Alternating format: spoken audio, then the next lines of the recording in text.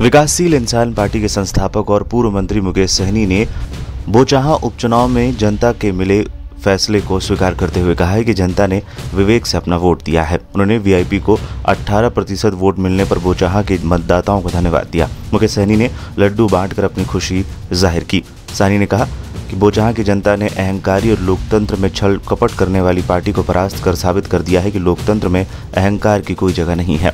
बता दें, बोचाहा विधानसभा सीट के उपचुनाव में आरजेडी प्रत्याशी अमर कुमार पासवान ने जीत दर्ज की है। अमर कुमार पासवान ने बीजेपी की बीबी कुमारी को 36,653 वोटों के अंतर से हरा दिया। इस विधानसभा उपचुनाव को लेकर कुल 1,70,159 वोट डाले गए थे।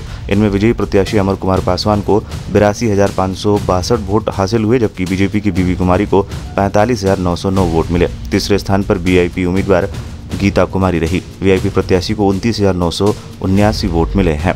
इस उपचुनाव में नोटा से भी कम वोट कांग्रेस प्रत्याशी को मिले। ईवीएम के माध्यम से 2,966 वोट नोटा को मिला, जबकि एक नोटा का वोट पोस्टल बैलेट से मिला। नोटा के तहत कुल 2,967 वोट मिले। वहीं कांग्रेस प्रत्याशी तरुण चौधरी को मात्र 1,336 वोट मिले हैं। शनिवार को पत्रकारों से बातचीत करते हुए मुकेश सहनी ने बोचाहा की जनता पर आभार जताते हुए कहा, वीआईपी के साथ जो व्यवहार किया गया उसे बोचाहा की जनता ने भी अपने मतों के जरिए साबित कर दिया है कि वीआईपी के साथ गलत हुआ था। धन्यवाद हम बोचाहा के जनता को देते हैं कि उन्होंने मजबूती से वीआईपी पार्टी पे भरोसा जताया है। साथ ही पूरे बिहार के जो भी हमारे साथी खास करके बोचाहा विधानसभा में उपचुनाव में आए थे, मदद किए थे, सभी कार्यकर्ता को बहुत बहुत धन्यवाद देता हूं कि आपके सहयोग से, आपके मेहनत के दम पर आज बोचाहा विधानसभा में हम लोगों ने मजबूती से चुनाव लड़ा। चुनाव जीतने के लिए चुनाव लड़ा था। निश्चित तौर पे सफलता प्राप्त नहीं हुआ, लेकिन अमर पासवान जी जीते हैं, उनको बधाई देते हैं। साथ ही उनकी पार्टी को बधाई देते हैं। आरजेडी ने वहाँ पे जीत दर्ज की है। साथ ही हमारे लिए कई तरह की जीत होता है, तो ये भले हमारी हार है, लेकिन हार में भी हमारी जीत है। तो निश्चित तौर पे एक हमारी बड़ी जीत है।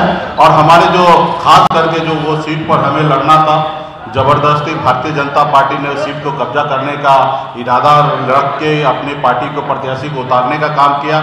उनको भी कहीं ना कहीं एहसास हो गया कि उन्होंने गलत किया और उनको वहाँ पे चुनाव अच्छे मार्जिन से हारना पड़ा।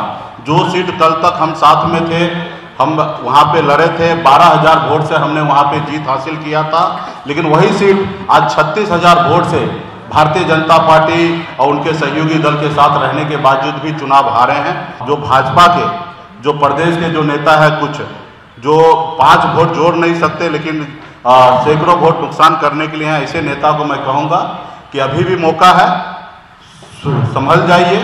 और खास करके केंद्र सरकार, केंद्र में जो नेता हैं भारतीय जनता पार्टी के, उनको गुमराह करने का काम किया। वो अभी भी कहते हैं कि वो गुमराह करना बंद करें।